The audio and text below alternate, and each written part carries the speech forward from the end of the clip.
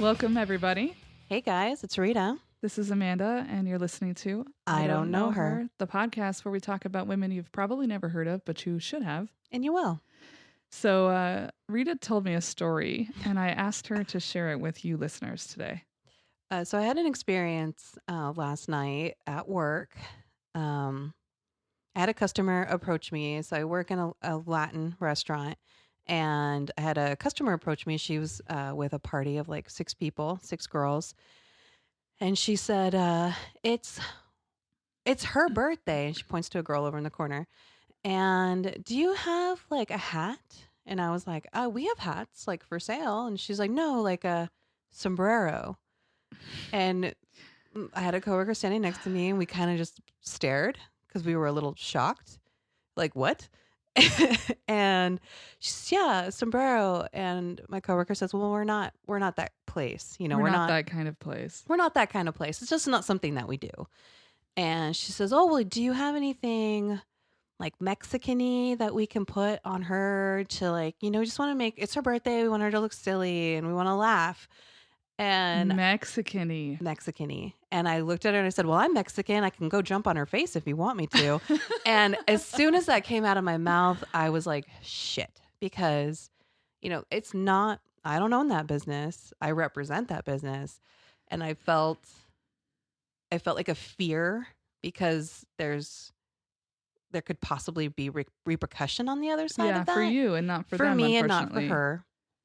And so I was like, oh, but you know what? I was like, does she like dessert? And so yeah. And so I bought her a dessert to kind of keep the moment lighthearted. And maybe that went over her head. Like maybe she didn't hear that.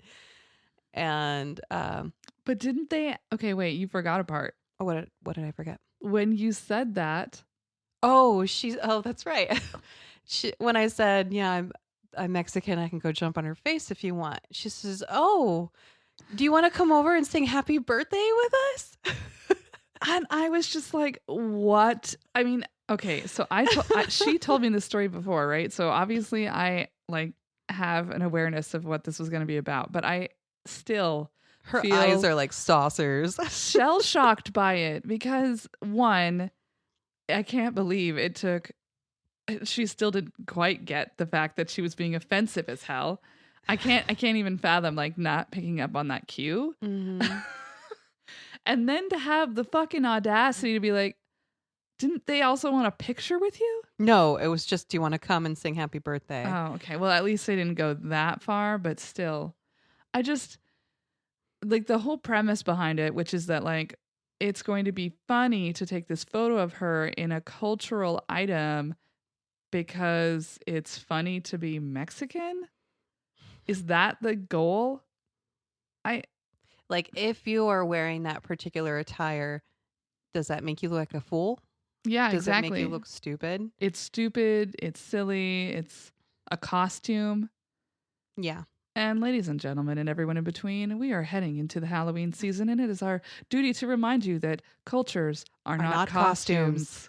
This is our PSA for the day. And I am really like, I thought good for you. I really do. I feel like good for you for saying that. And you don't feel that way, do you? Feel what way? Are you glad you said it? I'm glad that I said it because I know that I'm a snarky motherfucker and I like that I got it out.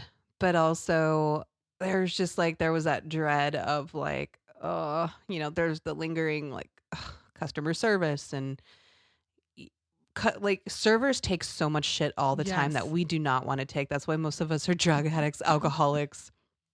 And because we try to kill that pain at the end of the night. And I felt bad. I felt afraid because I was like, oh crap, I didn't keep the face on, you know. Yeah. I'm usually pretty good at that.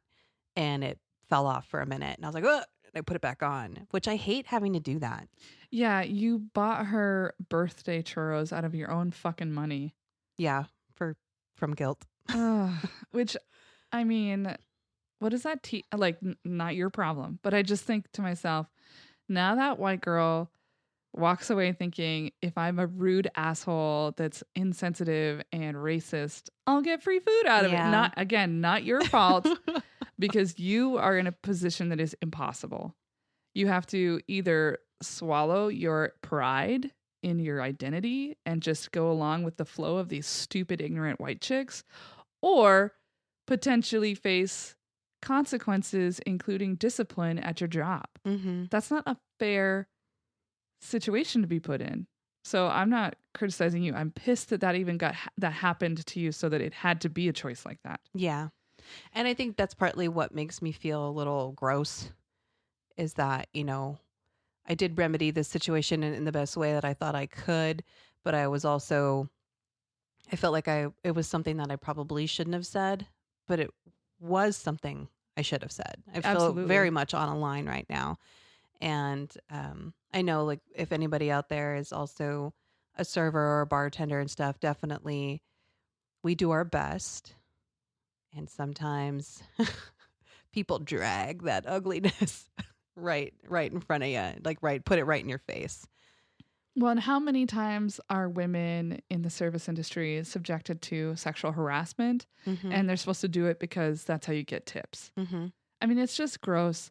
The serving industry in general has a tendency to be really, really patriarchal, run. It's like men are almost always the managers or the owners or whatever. And they're on down. It's like more often than not, servers, especially in certain bars and things, are women. Mm-hmm. And they're just basically required to have hostile working conditions all the time. Yeah.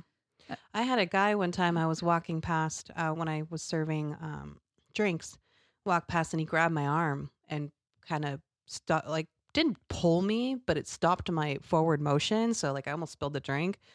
And he's like, "Excuse me." And I was like, first of all, I was like, "You don't get to touch my arm." I said, "Second of all, I'm going to ignore you now for 10 minutes. I used to be able there's stuff I used to be able to get away with, but I feel like at my current location, I'm like, oh, let's just reel it back a little bit.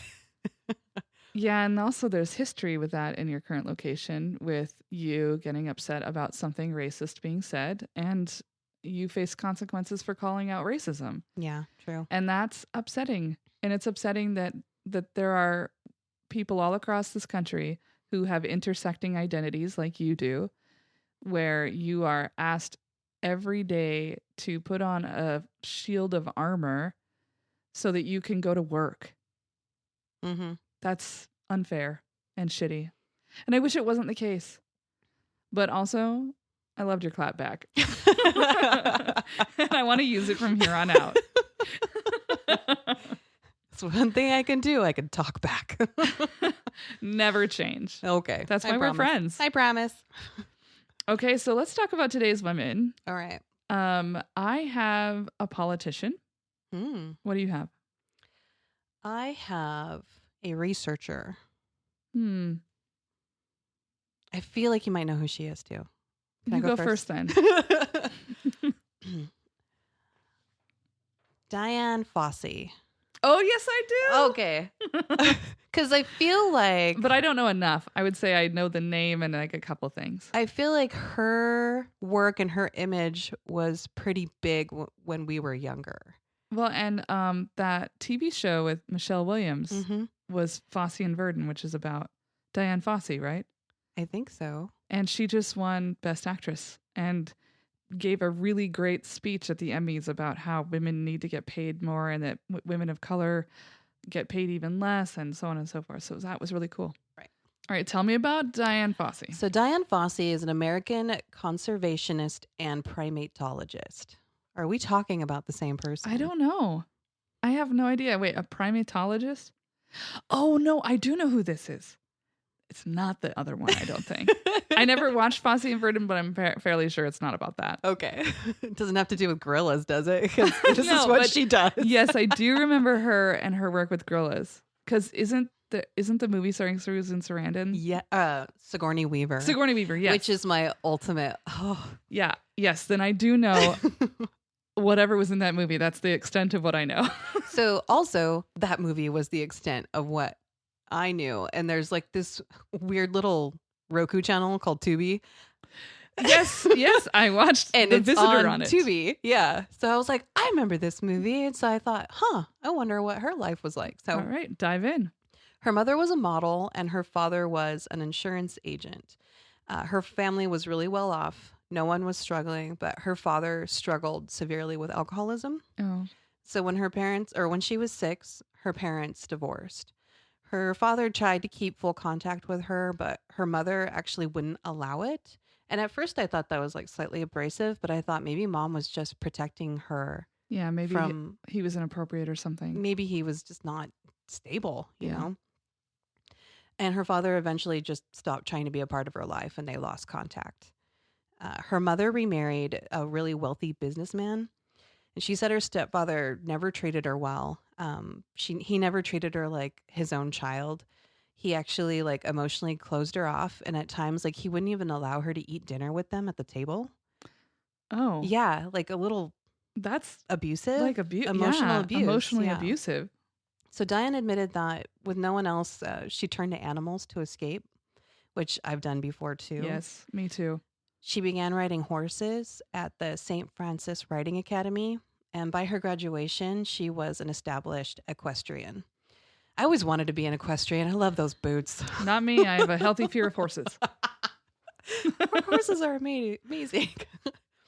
So after high school, she began going to junior college to study business because that's what her parents wanted her to do. On break in her freshman year, she traveled to Montana and Ooh, was training horses at a ranch. yay! And she resolved that just working with animals was what she wanted to do. So when she came home, she enrolled in veterinary school at UC Davis. It was a big risk for her because her family threatened to cut her off financially if she didn't do the path that they, had cut out for her. Okay, let me just pause for a second to say that veterinarians make a pretty decent living, They especially do. if they work at like one of those fancier clinics. So, one, money would be fine. Two, being a business owner or an entrepreneur is such a fucking gamble.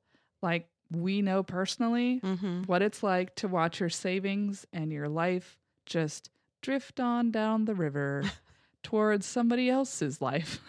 And they're going to make all your money from you. It's awful. So, why? Her Yeah. parents were dumb. And rant. So her family did end up cutting her off. So she ended up working a few jobs to support herself. She was a clerk at a store. She did lab work and clerical work for her teachers. And she even worked as a machinist in a factory. So through her best efforts, she was not a successful student. She ended up failing in her second year of her program. Was that because she was just so full of other obligations? She never stated so, but I'm thinking like, you're trying to go to school, you're trying to support yourself. Your family basically said, fuck you. You lost your father. Like, maybe we're not in the best spot. Yeah. So she decided to transfer to San Jose State College and she decided to study occupational therapy.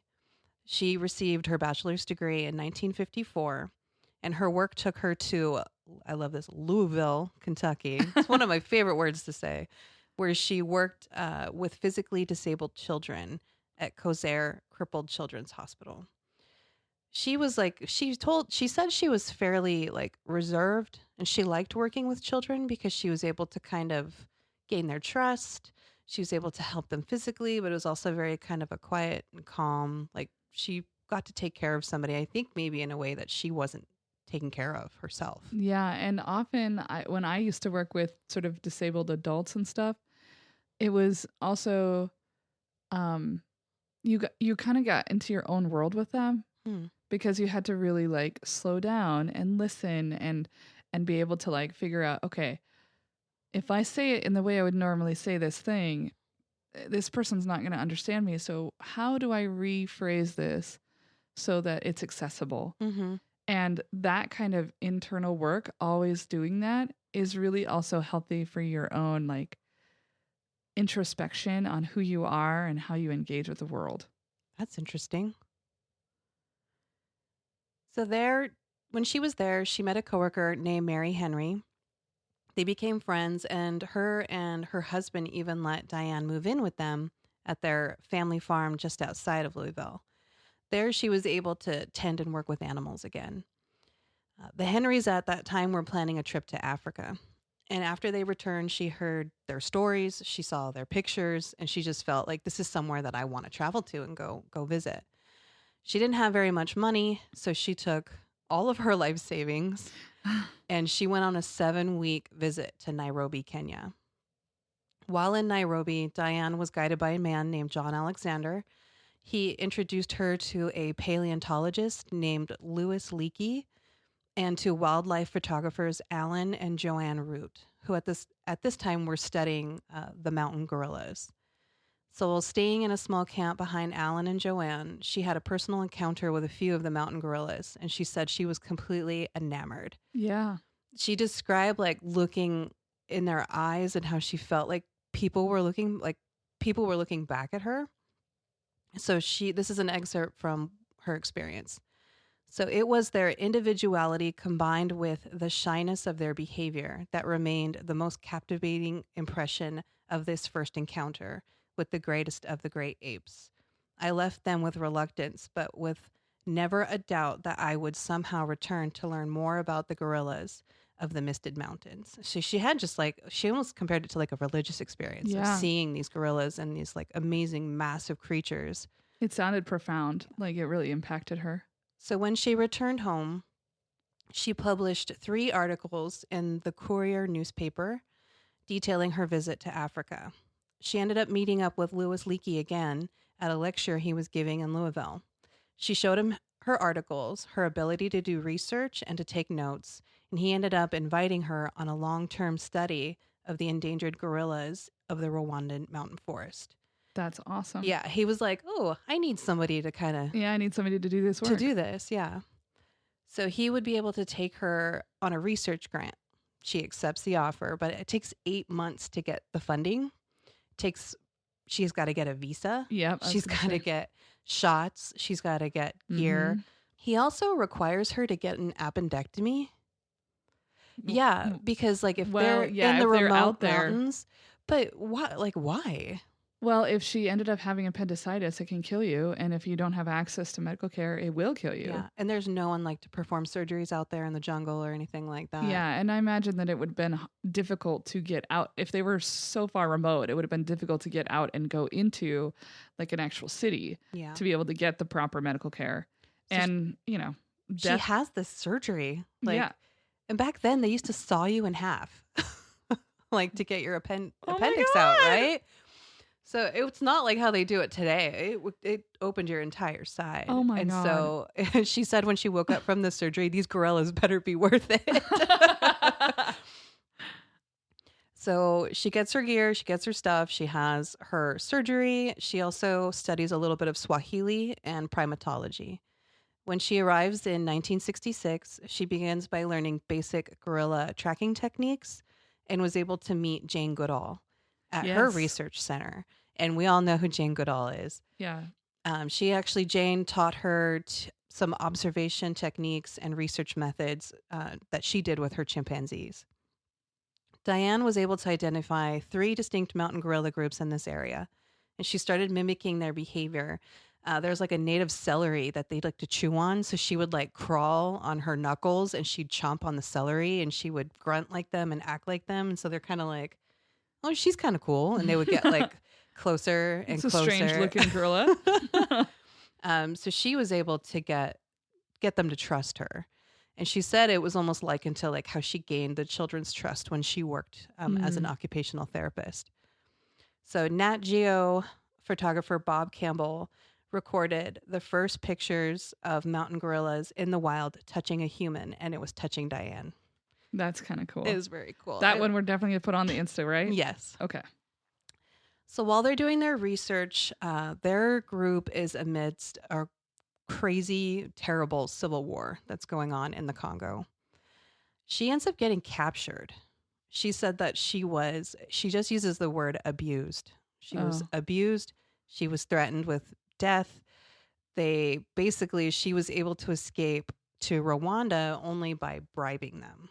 So she had a vehicle. She used the vehicle to bribe them to let her go. So she traded her life for the vehicle? Yeah. So the imprisonment didn't stop her. The U.S. Embassy actually told her to come home. They're like, Yeah. it's not safe. It's too dangerous. Come home. She didn't come home. So she and Lewis stay, and they set up their new mountain gorilla research station, and they called it Karasoke. The high mountain camp was constantly fogged. It was misted, cold. It was freezing cold at night because they were so high up in the air. Yeah. It was wet. It was surrounded by like thorny nettles that they had to bush out themselves with machetes because nothing was cut. Yeah, because it's literally in the backcountry. Yeah. It was shrouded in a canopy of great hygenia trees. They're like super tall and they have like really wide, almost like a hand coming over the canopy top. And like all together, it's fairly thick. That sounds creepy. You're like describing a horror movie to me. Okay, they're As the super wind far is away. They blowing have to use outside. machetes to cut out the nettles. It's foggy. There are trees that overlook you like a hand. Is this getting too weird? No thanks. So they end up constructing 6 buildings out of corrugated metal. They make it 3 feet off the ground because it's so wet. Yeah. And there's animals and critters, and it's best to be off the ground. Some of the locals started giving her a nickname. They called her Niram Sibiri, which is roughly translated to the woman who lives alone on the mountain. The gorillas in this area had never been observed, and their only human interaction had been with poachers. Ugh. So they saw humans as Threats. Poaching in the area was out of control. Diane documented that poachers would trigger warning graphic language. I might have to be the one who does the who the covers ears. my ears.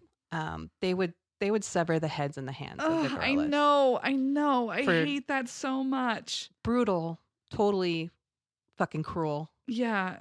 Oh, I can't handle They that. would sell those Yeah, to. sell the parts. They would sell the hands to like tourists would go and be like, "Oh, look, I brought back a paw." gorilla hand. Yeah, I know. that is disgusting. Who are you, you monster? They would poach the baby gorillas and they Oh. would sell them to zoos. No. And one thing that Diane noticed was that the groups defended the babies severely. So it would take the murder of 6 to 10 no. gorilla adults to get the babies. Okay, guys, you're gonna have to skip through Rita's entire thing here because I would if I were you. This is why conservation is so important. So Diane felt that even though her research was extensive, they built the camp, she was this person that had no weight to her name. Yeah. She would go, she'd go into camps and she would free the baby gorillas and she would take them back to her camp, clean them up because some of them were sick. And then they had laws in place to protect these gorillas, but the poachers would pay off people. Yeah. Nobody was patrolling, so nobody was looking. And so she's over here hey, trying to make a difference, and nobody cares because nobody knows who she is. So she ends up coming back to the States, she comes back to enroll in the Department of Animal Behavior at Darwin College in Cambridge in 1970. She wants to get her PhD. So there she studied under Dr. Robert Hinde, who was also the supervisor of Jane Goodall. And so she feels like more education is going to be more kind of ammo in her gun. Well, and then she's like, well, I was studied under the man who was her mentor, and now I'm important too. Yeah. Because Jane Goodall is very well known. Oh, yeah. Anytime if you're thinking about this type of research, she's like the face and the name. Yeah, for sure. So traveling between Cambridge and Africa for 4 years, she completes her PhD. And so with a degree, she believes that she's going to be taken more seriously. It actually enhanced the quality of her work. She got published in National Geographic, and most importantly, she was able to secure more funding to help save the gorillas. Mm-hmm. She was able to supply park guards with boots, uniforms, fair wages, and encourage the park wardens to be more active in actually enforcing what is actually the law over there, which is anti-poaching laws. So now she had patrols going on. So they would go through, they would stop poachers, they would destroy traps and things like that. And that's going to piss people off. It did. And she had some questionable techniques. I think I recall that being part of the movie. Yeah, she would want to like frighten people. So I mean, these are people that are in the deep jungle, and she would like wear masks and she would try to scare them. She said that she was like a witch. Like she was trying to use like more of a, I want to say like a folkloric approach to it almost. And Yeah. people thought like she had powers or something. Like it frightened people. She was kind of scary. There was cattle that was encroaching from farmers. They kept pushing deeper and deeper into gorilla vegetation. The cattle was eating all of the food that was for the gorillas, and it was also destroying their homes. Like they used to create these like almost look like canopies or like hammocks in the canopies out of sticks and stuff, and that's how they sleep above the ground. And so these cows are destroying everything. So she ended up spray painting the cattle to deter the farmers. Yeah. And that to me is not okay. She's crazy. She went a little bonkers. Yeah. I think one time she got into, or not one time, she got into many altercations with poachers and with cattlemen. And I think she even shot somebody's cow once because she was trying to prove a point. Oh, Jesus. Yeah. And so she said of these tactics, she called them active conservation. And she was convinced that without immediate and decisive action, other long-term conservation goals would be useless, as would eventually be like there would be nothing left to save. Yeah, you can't just be passive. You also have to be able to fight. Yeah. She became tied to one single gorilla especially, and she named him Digit. He was kind of a loner. He would isolate himself. He wouldn't play with the other gorillas, really. He was kind of just on his own. She said that her and Digit were alike, and so she formed a friendship with him, and they had a very deep connection. And there's a lot of photos too. I want to include one of her and Digit. They're both sitting like with their arms crossed, kind of their fingers pointing in the same direction. Like they're in the same pose. It's kind of neat. She ends up tragically losing Digit on December 31st. So Digit was killed by poachers. Oh, shit. They used those tactics, as I had mentioned before. And she was utterly devastated by the loss of this, not only a friend, but somebody she loved very much. So she became a little overwhelmed with depression and grief. She buried Digit on the site grounds so she could keep him near. She buried him near her cabin. And she established the Digit Fund, which is to raise money for conservation and anti-poaching initiatives.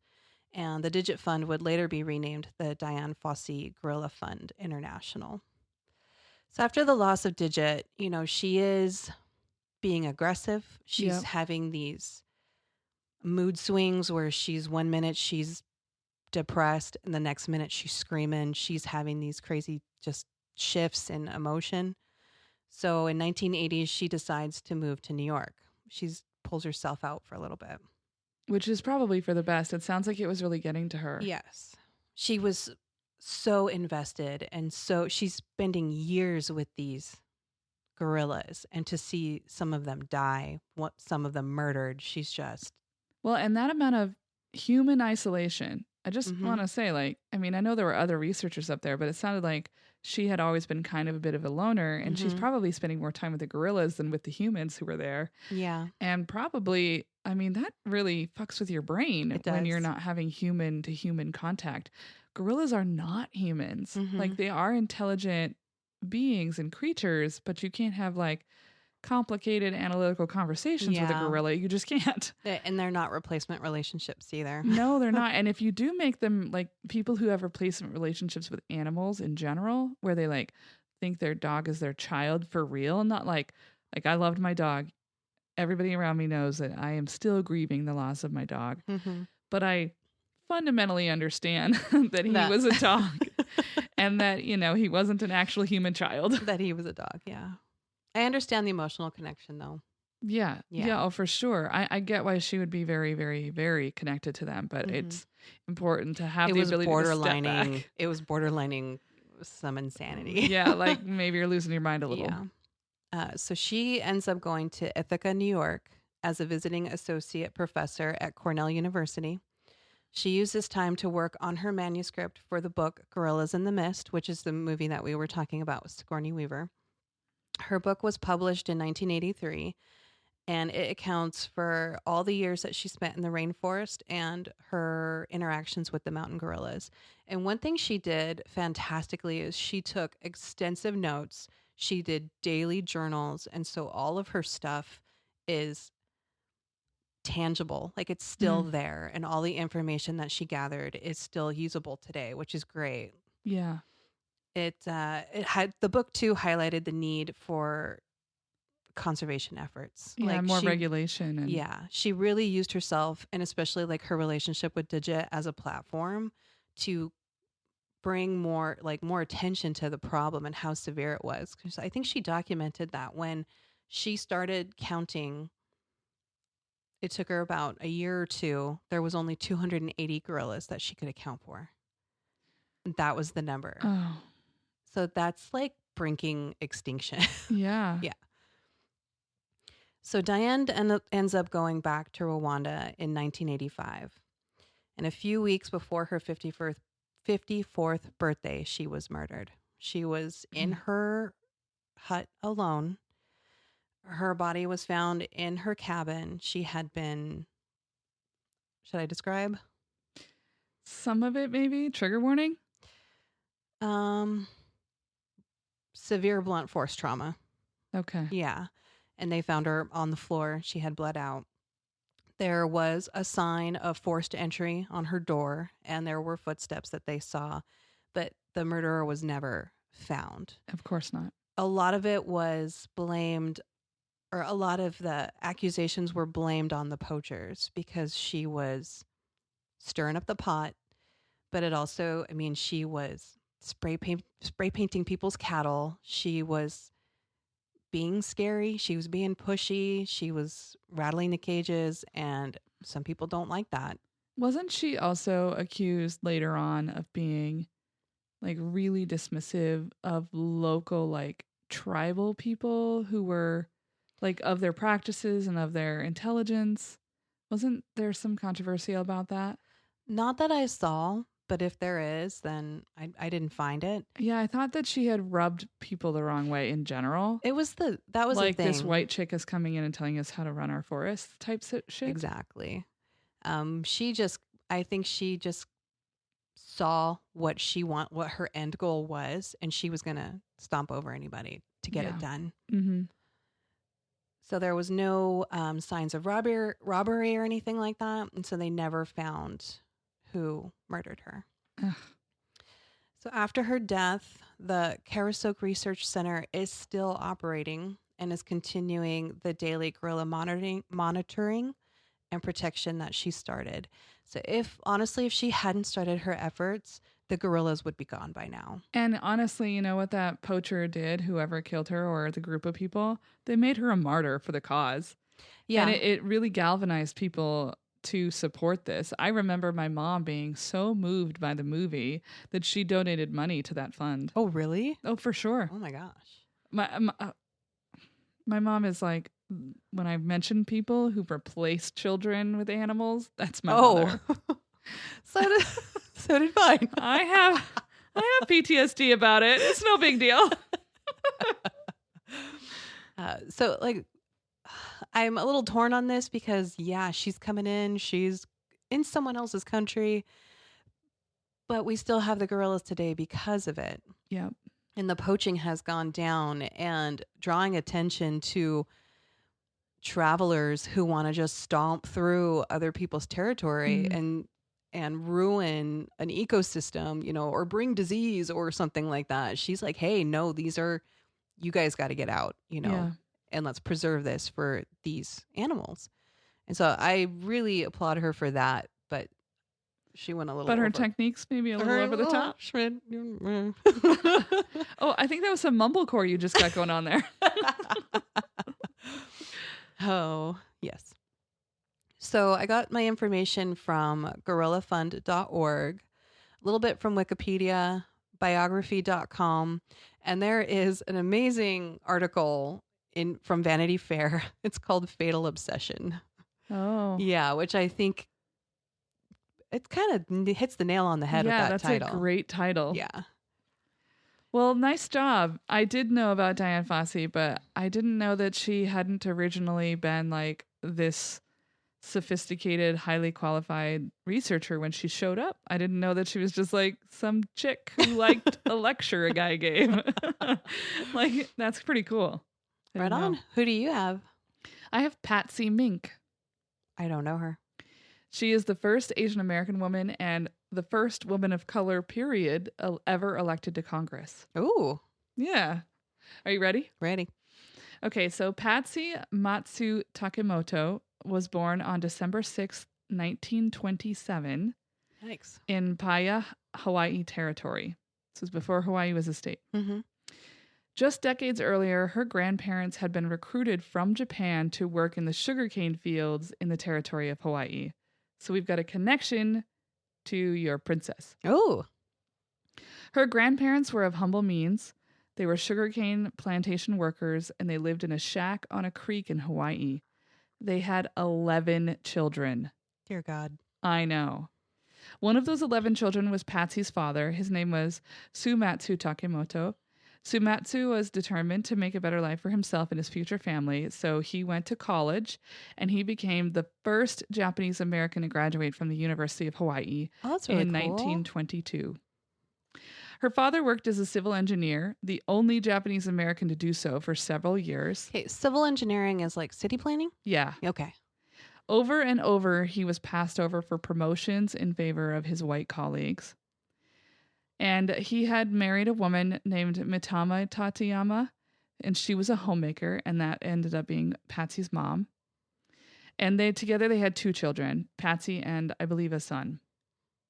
Watching her father struggle for equality at work really imprinted on Patsy as a young person, as did witnessing and experiencing racial discrimination herself. She was also a witness to the segregation policies that were forced on Native Hawaiians, many of whom worked the sugarcane fields like her grandparents, and they were treated like shit. Jeez. The day after Patsy turned 14, Pearl Harbor was attacked by the Japanese. Yikes. Yeah, you could imagine that as a child, a Japanese American child at the time living in Hawaii, that might have been terrifying. Yeah. And fortunately for Patsy and her family, they lived in the Hawaii Territory, which did not do the internment camps like was done in California, Washington, and Oregon. Mm-hmm. So they were spared from that, but she still knew what was happening. And it was still a really difficult time for her and her family. In fact, one night, authorities came to their house and took her father out of their house and kept him for questioning for hours. He was released later, but it was such a terrifying experience that it really, really impacted her. Mm-hmm. And she also became, at that point in life, pretty suspicious of the reach of the law into the lives of marginalized people. Patsy desperately wanted to become a doctor. That was her goal in life, was to become a doctor. So she set her eyes on that goal at a pretty young age. When she was a junior at Maui High School, she worked against the racism and prejudice she faced to build a coalition of students who supported her, and she ran for student body president and won, which was her first political success. And a great opportunity to set her up for medical school, right? That's going to look great on a medical school application that she was student body president. She graduated from high school in 1944 as valedictorian because she was also smart. And she went on to attend college at a small women's college in Pennsylvania called Wilson College, but she transferred soon after to the University of Nebraska. Now, I'm not sure why, but she did. The University of Nebraska had a written policy that stated that students of color were not allowed to live in the same dorms as white students. Ooh. Okay. And they were also not allowed to be representatives in student government. So she'd gone from being student body president in her high school to being in a place that wouldn't even allow her to run. Wow. That would be devastating. Patsy decided that she needed to fight this policy. So once again, she built up a coalition of students and staff and even local businesses to stand up against the University of Nebraska's discriminatory policies. She was elected president of the unaffiliated students of the University of Nebraska, which was a separate student government for non-white students Nice. that she created. Create my own group, bitches. Yeah, she's like, I'm going to create my own government. Patsy and her fellow coalition members lobbied the university to end their segregation policies, and within a year, they won. Yeah, she gets shit done. Yeah, she does. She sets her mind on a goal, and she's like, I'm going to make that happen. Unfortunately, Patsy had a health scare that required her to leave Nebraska. She had a thyroid condition that would require surgery, so she returned home to Hawaii for the surgery and aftercare. Once she was well, Patsy decided she wanted to finish her degree, and so she decided to go to the University of Hawaii. There, she became the president of the Pre-Med Students Club and worked towards her ultimate goal of attending medical school. She earned dual bachelor's degrees in zoology and chemistry. Jesus Christ. Yep. From the University of Hawaii in 1948. Patsy applied to 20 medical schools. Whoa. Did she only get into one? None. No. Yes, because at the time, not a single one of them accepted women. Oh, fuck. Right? Never one to accept injustice, Patsy decided that the problem was the fact that this kind of discrimination was allowed under the law. So if that's the case, she needed to change the law. So she decided that instead of attending medical school, she would go to law school. So she decided to apply to the University of Chicago Law School, which was unusual. This school was unusual because it had been admitting women since its inception in 1902. Wow. But she was still the only woman in her class. Yes, because the women coming up had not as much access to stuff, and they weren't being pushed towards these kind of goals. Yeah. So even though they were allowed to attend, they didn't have the wherewithal to do so. Mm-hmm. One day while at law school, she decided to go to a place on campus called the International House to play a bridge card game, right, with her friends. There, she met a man named John Mink, and the two of them immediately fell in love, and they moved to Chicago, or married in Chicago. Patsy graduated from law school just 3 years after she entered in 1951, which seems crazy fast. Yeah. She only took 3 years. I feel like it's usually 4. Yeah. Upon graduation, Patsy tried to find work as an attorney, but every firm turned her down. Because she's just a girl. And she's Asian American. Yeah. So Patsy was forced to return to the job she'd done as a law intern, working in the university's law library. In 1952, while still living in Chicago, Patsy and John have a daughter. They name her Gwendolyn. She's nicknamed Wendy. Mm-hmm. I had a student who was named Gwendolyn and went by Wendy. The young family decided to move back to Hawaii to raise their daughter. Once she arrived back home, Patsy thought finding work was going to be easy, right? She's really well qualified. She has deep ties on the island. However, when she arrived, the territory of Hawaii denied her residency, which she needed in order to take the state bar exam. Why would they deny her residency? Just because? No, I'll tell you why. Okay. Mm-hmm. Their reasoning was that because she was married, her residency was now that of her husband's, and he was from Pennsylvania. Okay. She fought this rule. I am not my husband. I know. Seriously. She fought this rule, and the attorney general ended up siding with her, seeing as she'd never physically lived in Philadelphia with him. And Patsy ended up passing the Hawaii State Bar exam. Well, they were a territory at the time in 1953, but still, she couldn't find work in Hawaii.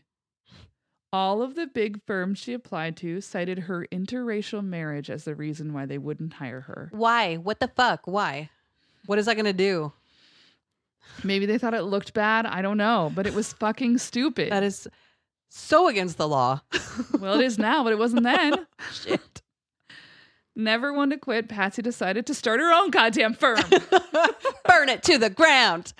That meant that she became the first Japanese American woman to practice law in Hawaii. Wow. She's just breaking those barriers. Patsy then was like, I got to get into politics, right? Like that's the whole reason why she's getting her law degree was to change the law. So you have to change the law. You have to become a policymaker. So she founded the Oahu Young Democrats in 1954 and began working on political campaigns. So she was working on them for other people. And she ended up becoming the attorney for the Hawaii Territory's House of Representatives in 1955 and was then elected to serve in that body in 1956. So she gets her first elected position. Yeah. She then won a seat in the territory's Senate, where she served until 1959. That year was the year Hawaii officially became a state. So, of course, they had to disband the territory as well. Mm-hmm. And she saw a chance to enact real and lasting change because now Hawaii was going to have seats in the U.S. Congress. Yeah.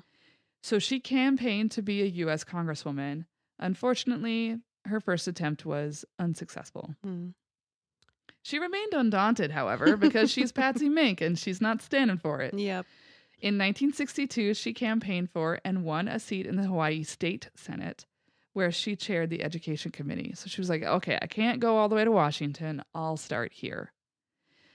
And in 1964, Hawaii was given a second seat in the U.S. House of Representatives. And Patsy was like, that seat's mine. I'm going to get it. So she has no money, right? She's not a rich person who has tons of money to go into this.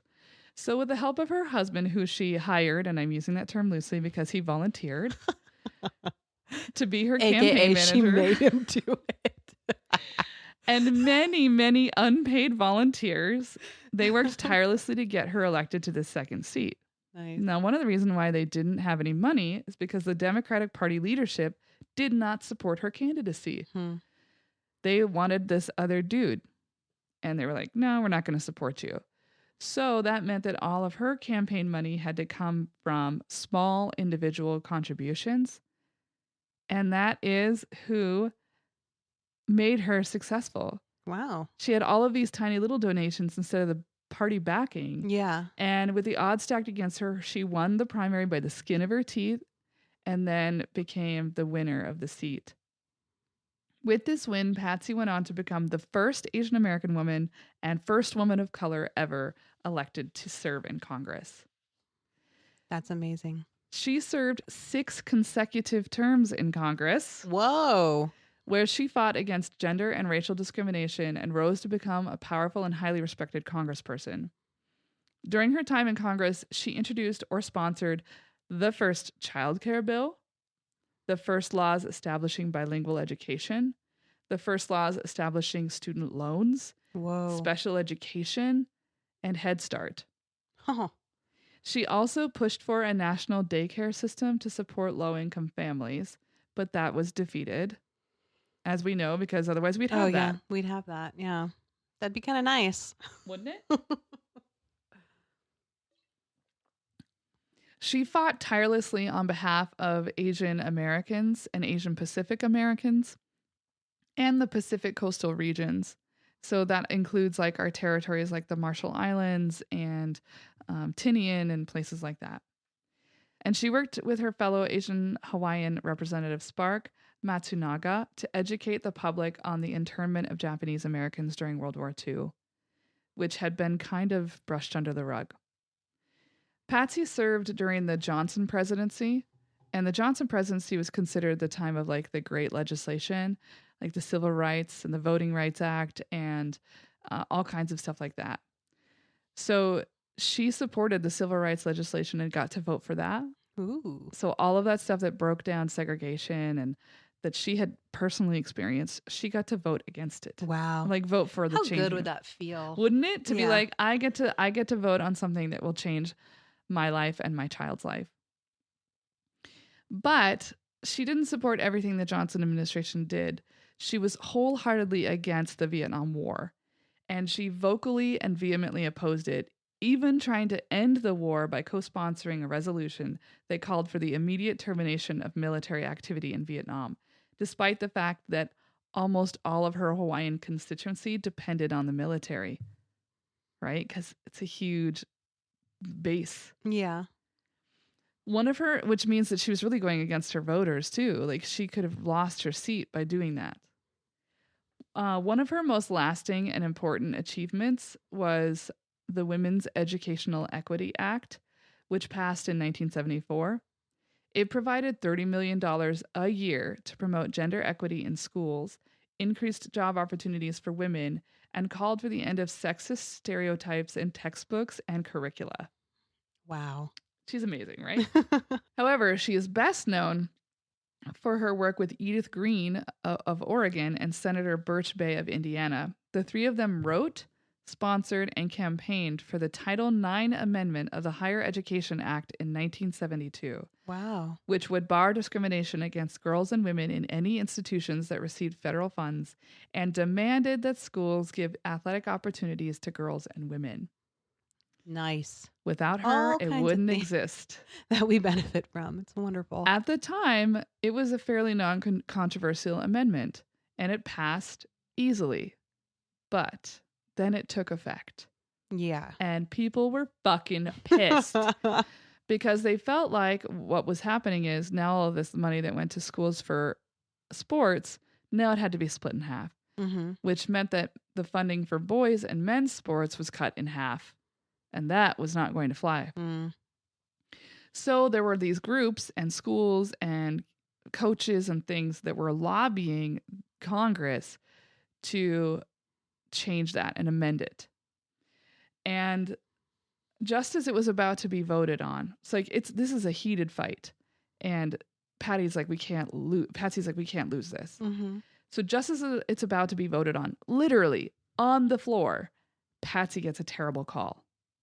So I'm gonna have you listen to this excerpt from a documentary about Patsy called Patsy Mink: Ahead of the Majority, because it's pretty intense. Ooh. And it also sums everything up really fast and easy, and Okay. I can't do it as well. As debate began in the House, Mink got devastating news. Her daughter Gwendolyn was thrown through the windshield of a car. She got this horrendous call in the cloakroom. So she went back and she just went right out the door, as she should. We said, get out of here, go, So then there was the vote, and obviously she didn't show up on the roll call. The consequence of her leaving is that the principle of full equality for women in education died that day. Our side lost that vote by one vote. Mink, however, had a key ally, House Speaker Carl Albert. Because of Mink's family emergency, Albert scheduled a revote. With the Congresswoman back on the floor, this time, the regulations to keep sports part of Title IX passed by 37 votes. Well, that was a saving grace. I know. Yeah. Did her daughter die? Well, I was just about to clarify that you heard two women's voices that were not the narrator. The first one was a House of Representatives female congressperson. Okay. And the second was her daughter. Okay. That was her daughter, Wendy. Right on. So, yes, Wendy survived, as did this part of Title IX. Yeah. And that is the reason why today, in 2019, we have gender parity in sports and schools. Without her and without that fight, we wouldn't. Holy crap. In 1970, Patsy Mink was invited to give the State of the Union address to then the State of the Union response to then President Nixon, becoming the first Democratic woman to ever do so. That same year, it was a pivotal year, a man named George Harold Carswell was up for a spot on the Supreme Court. Carswell was a judge on the Fifth Circuit Court of Appeals when a case about gender discrimination came across his desk. Ida Phillips had been denied a job on an assembly line because she was the mother of preschool-aged children. There were men on the assembly line with preschool-aged children as well, but they were not denied positions or any kind of access to benefits. So this is a case that comes before this judge. Yeah. He voted to dismiss it and not even hear it. Whoa. So Patsy, the only woman who testified against Carswell at his appointment hearing, brought this up, stating, Judge Carswell demonstrated a total lack of understanding of the concept of equality. His vote represented a vote against the right of women to be treated equally and fairly under the law. A Republican man from Kentucky said back to her, "Are you aware of the fact that 10 other judges in the Fifth Circuit also did not allow a hearing?" The mansplaining of it all. Yeah. She's like, I'm aware. She responded, "Yes, I am well aware of that, Mr. Senator, but the other 9 are not up for appointment to the Supreme Court." Ooh, bitch, slap. Clap it back. Good clapbacks today. Ultimately, Carswell was denied his appointment to the Supreme Court due to both gender and racial discrimination. Good. This is a side note. He once fought to keep a golf club whites only. Oh, so God. he was a gem of a person. Gross. This happened to be a pivotal moment. They didn't know it at the time, but a pivotal moment in women's rights. Because the man who ultimately was appointed to the seat that guy would have gotten was a man named Harry Blackmun, who went on to write the Supreme Court's majority opinion 3 years later in Roe v. Wade, the decision that legalized abortion. Ooh, wow. So again, without Mink standing there being like, "You motherfucker are a gender discriminating fool." Without that, we might not have had legalized abortion. Wow. In 1971, Oregon Democrats asked Patsy Mink to appear on the Democratic presidential primary ballot in their state to draw attention to the anti-Vietnam War movement. She knew the run was just symbolic. She wasn't actually going to become president. But she agreed to it because she felt it was really important to highlight the anti-war movement. Mm-hmm.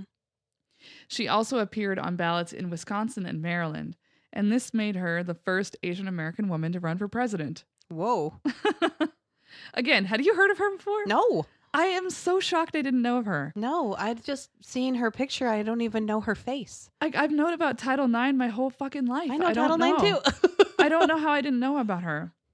Her opposition to the war did not make her popular with a lot of people when she was nicknamed Patsy Pink. Okay. This is like communism, blah, blah, blah. Okay. I don't know. People are dumb. Fuck it. In 1976, she was up for re-election again, but decided not to run for her seat and instead wanted to run for a seat in the Senate. And she lost. So then she was out of Congress. However, Jimmy Carter was president and he was a big fan. So he appointed her to serve as the Assistant Secretary of State for Oceans and International Environmental and Scientific Affairs. Aw. So she was also into like science and stuff. And she did have her bachelor's degree in zoology. She did. This girl has all the bases, all the buttons. After serving in the Carter administration, Patsy went back to Hawaii and served on the Honolulu City Council, Nice. where she was appointed the chair. Then she ran for governor of Hawaii in 1986 and mayor of Honolulu in 1988, but she lost both of those races. But Patsy never was one to be like, "Oh, it's over now." Mm-hmm. She ran for Congress again in 1990. What? And once again was not the party's choice for the Democratic Party, and they backed a male candidate. However, she won and returned to Congress in 1991. Which proves that you don't have to have a backing. You don't. You don't. She was reelected to this seat 6 more times. Shit. During her second term in Congress, like her second run, she felt that the voters cared about quality health care more than any other domestic issue and advocated for a universal health care plan that would allow people from all economic backgrounds to seek medical treatment. Holy shit. Yeah. Like all of the things that we want. Patsy Mink for president 2020? Like, please? And as we all know, despite her best efforts, she did not succeed in making universal health care a reality, but she sure as hell tried. Good. She also had another opportunity to oppose a Supreme Court nominee with questionable dealings with women. You might have heard of him, Clarence Thomas. Oh. Ugh. If you're not familiar, listeners, Clarence Thomas was a disgusting, pervy man who totally sexually harassed Anita Hill, who was a clerk in his office. And then she was not going to be allowed to testify at his hearing. So Patsy and 6 other congresswomen marched together to the Capitol room and demanded a meeting. And this protest landed them on a front page article of the New York Times. And that meant that they actually got their way, and Anita Hill got to appear in the hearing. I was going to say, because there's total documentation of Anita Hill being interviewed. And all of the other women got to ask questions. But unfortunately for women all across the United States, Clarence Thomas was, in fact, appointed. In the 90s, she still saw gender bias in schools, and she wanted to address it. She co-sponsored the Gender Equity Act in 1993, which opened up more equity and opportunities for women. Patsy co-chaired the Democratic Women's Caucus and also helped form the Congressional Asian Pacific American Caucus. She was a co-founder. And never one to toe the party line, Patsy fought for her ideals and beliefs, even if it meant going against party leadership. And she vehemently opposed the welfare legislation that was signed into law by Bill Clinton in 1996, which did a ton of damage to the United States. She said this at the time: "Throwing people off welfare and forcing them to take the lowest paying jobs in the community has created a misery index for millions." Right? Yep. She also fought Republicans when they tried to do an investigation of the Teamsters Union, which would have cost millions of dollars. And she was like, no, you're just trying to kill union and, open up for corporations to take advantage of workers. Yeah. She called it like she saw it. So she's still in Congress. Obviously, it's been the late 90s was the last thing I just talked about. Yeah. After 9/11. Oh, whoa. So again, September 11th, 2001, the attacks happen in New York City. After that, Mink raised concerns about the establishment of the new Department of Homeland Security. She feared that people's civil liberties would be trampled on in the name of national security. Oh, gee, was she right? Yes. And she was recalling her own experience and that of many Japanese Americans in the United States who had been imprisoned in the name of Homeland Security. On August 30th, 2002, Patsy was admitted to a hospital in Honolulu for complications due to chickenpox. So she obviously hadn't been vaccinated as a kid because they didn't have it. Nearly a month later, on September 28th, Patsy Mink died of viral pneumonia. No. She was just 74 years old. That's young. Yeah. All flags at military institutions were ordered to fly at half-staff to honor her contributions towards equal rights. She was given a state funeral in the Hawaii State Capitol Rotunda, which was attended by leaders and members of Congress. She is buried at the National Memorial Cemetery of the Pacific. Her death was just 1 week before the 2002 primary, and on November 5th, 2002, Mink was posthumously reelected to Congress. Oh. And then obviously they had to have a special election, and her husband ran for her seat, but he lost. That same year, Congress renamed the Title IX Amendment the Patsy Mink Equal Opportunity in Education Act. Oh, wow. Title IX isn't even called Title IX anymore. It's called Patsy Mink. I didn't know that I didn't either. In 2003, she was inducted into the National Women's Hall of Fame. And after extensive lobbying by Hawaiians and women from across the country and Japanese Americans, she was awarded the Presidential Medal of Freedom by President Obama on November 24th, 2014. And the last thing I want to leave you with is Patsy Mink's own words on what the roles of women can and should be in the United States of America. Women have a tremendous responsibility to help shape the future of America, to help decide policies that will affect the course of our history, and women need to be represented. It's a very eloquent speaker. Oh, for sure. I actually really wanted to include an audio clip from this interview I saw. It was her and another female congresswoman, and it was from the 70s. And they were talking about Social Security. Oh. And how gender discrimination in Social Security was causing all of these fucking problems that I didn't even know about. Like, one of them told a story about how there was this woman who had worked in the Social Security Administration for 35 years. Whoa. and then went to go collect Social Security after she retired. And they were like, did your husband ever work for the Social Security Administration? And she was like, yeah, for 18 months. She was able to collect more based on his 18 months than in her 35 years. What? Because the pay disparity was so great. Yeah.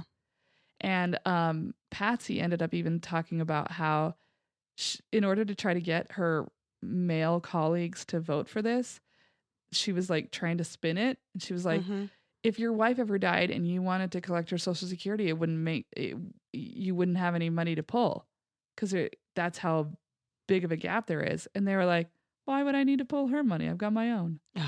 Because it's all about you, right? It's only about you. But I thought she was really super inspirational and somebody that I feel like Frances Perkins, why didn't I know more about her? And I'm sure there are lots of people that might even be listening to this right now that do know of her. But I felt kind of robbed. Like I would have liked to have known about her when I was younger. I knew about Title IX. It was in my history books. I didn't know it was her. So I loved her story, and I hope everybody took inspiration from her. I mean, when she got knocked down, she got right back up. Yeah, she did. Every time. I got my information from the History, Art, and Archives of the United States House of Representatives, the National Women's History Museum, Wikipedia, an excerpt from the documentary Patsy Mink, Head of the Majority, and my favorite was this beautiful article written by Ellen Lee in The Atlantic titled Patsy Takemoto Mink's Trailblazing Testimony Against a Supreme Court Nominee. That was awesome. She led a wonderful life. We had two great women who were really big shakers. One thing I forgot to mention about Diane was after she passed away, she was buried next to Digit. So they have a plaque with her name on it and everything, and then Digit's grave is right next to hers. So they're together. That's really kind. It is. It's really kind. Well, everybody, I hope you enjoyed our stories of our women and also our little anecdote about racism in America. Welcome back. We ain't dodging nothing. Thank you for listening and for keeping on tuning in. And please tell your friends to like and share and subscribe and all that jazz. And follow us on social media because we post really funny stuff. And we also post lots of really great photos of the women we talk about. And our editor is Lucas McIntyre. Thank you for all the work you do. And our theme music is provided by Jennifer Finch of L7. All right, till next time, guys. Goodbye.